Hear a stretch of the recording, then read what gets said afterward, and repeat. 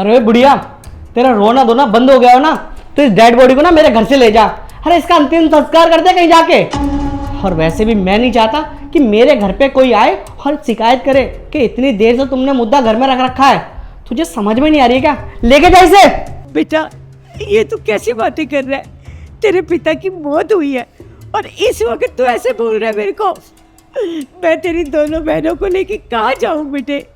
और तुझे पता है ना कि तेरी ये बहन किन्नर है, इसे लेकर अगर मैं सड़कों पे जाऊंगी तो लोग क्या कहेंगे? तरह तरह की बातें बनाएंगे और तेरी बहन को कोई छोड़ेगा नहीं। कुछ तो सोच बेटा बोलने से पहले। हाँ तो क्या करूं मैं? और वैसे ही मैंने बोला था ना किन्नर पैदा करने के लिए। अरे वो हुई है तो तुम्हारे नसीब से हुई है। और वैसे भी जब तक ये बुड्ढा जिंदा था ना तब तक ये मेरा बाप था। मर गया ना, अब मेरा कुछ भी नहीं है ये। और वैसे भी मुझे ना इस घर में अकेले रहना है। इसको लेके जा और जब इसका अंतिम संस्कार हो जाए ना तो इस घर में ना मुड़ के दोबारा मत आइयो और अपनी बेटियों के साथ निकल जाओ इस घर से। मुझे ना अकेले की सुकून की जिंदगी चाहिए इस घर में। अरे तंग आ गया हूं मैं तुम लोगों से यार। कब तक तुम लोगों का झेलता रहूंगा मैं?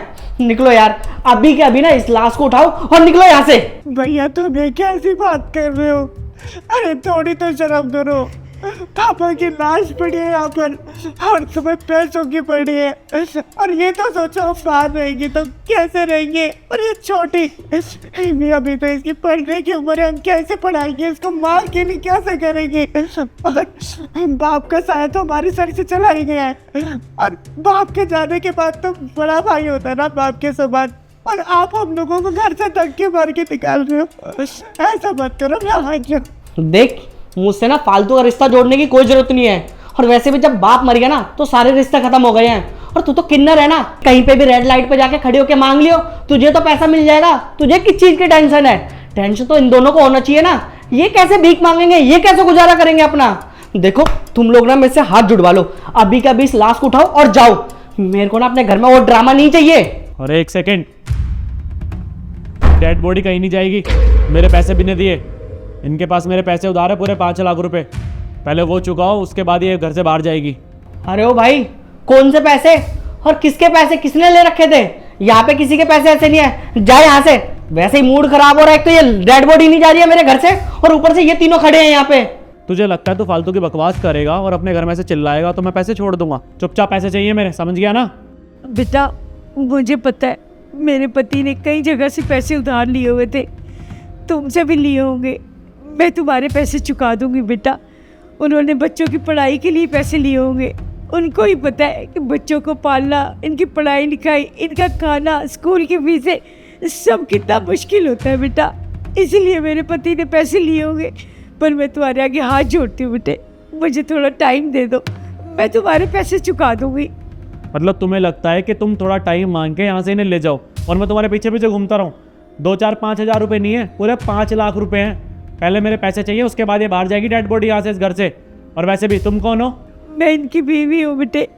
अच्छा, और ये कौन है? ये इनका बेटा है। पैसे तुम क्यों दोगी? ये देगा ना पैसे। वैसे भी अंकल जी ने बोला था कि अगर मैं पैसे चुका ना पाऊँ तो मेरे बेटे से ले लेना, तो ये करेगा इनका हिसाब। अरे वे, तू पागल आगल हो गया क्या? और मैं क्यों देता तेरे पैसे? मैंने कर्जा लिया था क्या? मेरे बाप ने लिया था, मर गया वो तो कर्जा लेके। और वैसे भी मैंने ना किसी का कर्जा उतारने के लिए ना ठेका नहीं ले रखा। अरे मेरी अपनी लाइफ है, वो अपनी लाइफ जी के चला गया ना। उसने किससे कर्जा लिया किससे नहीं लिया मुझे क्या मतलब है इससे? मैं किसी के पैसे ऐसे नहीं देने वाला, समझ गया तू? और अगर तुझे पैसे चाहिए भी ना तो ये उनकी खड़ी है धर्मपत्नी, ये देंगी ना उनके पैसे।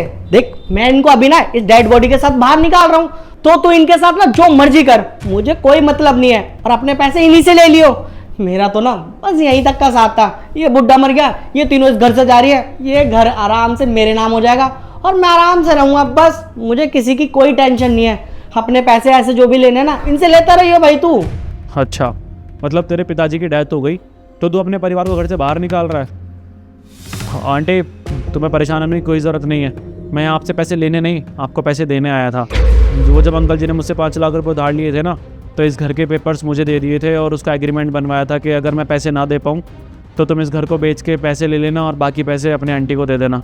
उसके अलावा अंकल जी के 50 लाख रुपए और है मेरे पास। कुछ 2-3 साल पहले इन्होंने शेयर डाला था और वो शेयर में प्रॉफिट हो गया तो उसका पैसा भी है। तो आप एक काम करो, इस घर के पेपर तो मैं आपके नाम करवा ही दूंगा और उसमें से 5 लाख रुपए काट के बाकी पैसा भी आपको दे दूंगा। इस घर से आपको जाने की ज़रूरत नहीं है, इस घर से जाएगा तो ये लड़का जाएगा। चल बॉय, चल बाहर निकल। माँ ये कैसी बातें कर रहे हैं, आप इन्हें समझाइए ना। अरे मैं आपका बेटा हूँ, इस घर से बाहर ना निकालें। और वैसे भी क्या हुआ, अगर मैं पिताजी के जीते जी उनके लिए कुछ नहीं कर पाया तो अब मैं हूँ ना, उनका बेटा हूँ ना, उनका अच्छे से अंतिम संस्कार करेंगे। और आपको भी ना कहीं जाने की ज़रूरत नहीं है। ये दोनों बहनें हैं ना, ये दोनों बहनें भी ना हमारे साथ ही रहेंगे। मैं मानता हूँ अभी हमारे पास पैसे नहीं है, पर 2-3 यार दोस्त हैं मेरे जो कि ना हमें ना कुछ पैसा उधार दे देंगे, उससे ना हम अपने पिताजी का ना अच्छे से अंतिम संस्कार कर पाएंगे। देखो आप इन्हें समझाइए ना कि ये ऐसे ना बोले मुझे इस घर से बाहर ना निकालें। बच्चे कितनी भी गलती कर दे, माँ तो माफ़ कर ही देती है ना, मुझे माफ़ कर दीजिए। और भूल जाइए जो भी मैंने अभी कुछ बोला था तुम्हें, बस मुझे इस घर से बाहर मत निकालना। अच्छा, पैसा देखते ही तुझे याद आ गया कि तू मेरा बेटा है। अभी थोड़ी देर पहले तो मुझे घर से बाहर निकालना था अपनी दोनों बहनों के साथ, और तू इसको क्या कह रहा था, रेड लाइट पे खड़ी होकर भीख मांग रही है। तुझे शर्म नहीं आई बेटा ये सब बोलते हुए? अपनी बहनों के बारे में कोई ऐसे बोलता है? तुझे तो अब इनका बाप बन के इनको पालना पोसना चाहिए, और तू ऐसी बातें कर रहा है। बिल्कुल शर्म नहीं आती बेटे तेरे को। और ये तेरी छोटी बहन है, इसकी तो अभी पढ़ाई लिखाई बाकी है, इसकी शादी करनी है, कुछ तो सोचता है इसके बारे में। तूने तो कह दिया कि जाओ घर से बाहर निकल जाओ, जहाँ मर्जी धक्के खाओ, और मुझे कह रहा है कि मैं बर्तन मांजूं बाहर जाकर। तुझे अच्छा लगेगा तेरी माँ घर घर जाकर बर्तन मांजे, सफाई करे, और तेरी बहन भीख मांगे?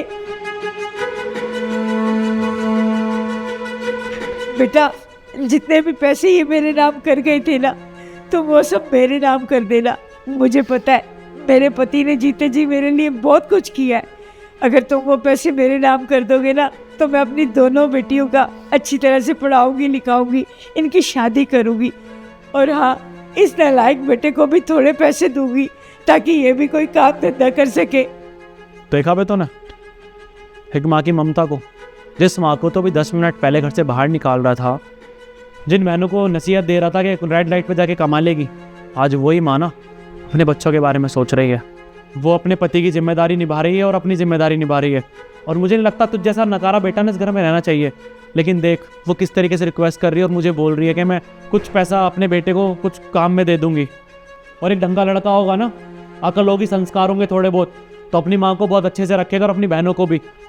और जितना पैसा तुम्हारे पिताजी तुम लोगों के लिए छोड़ कर गए हैं ना, उतने पैसे में तुम अपनी ज़िंदगी भी अच्छे से बिता सकते हो और काम धंधा भी कर सकते हो। और फ्यूचर में शायद उस पैसे से पैसा कमा के अपनी शादी वादे भी ढंग से कर सकते हो। और ये सब कर लिया तो ज़िंदगी में अच्छा इंसान बन जाएगा, वरना तो कोई नहीं पूछने वाला, ना इस समाज में ना रिश्तेदारी में। समझ गया ना?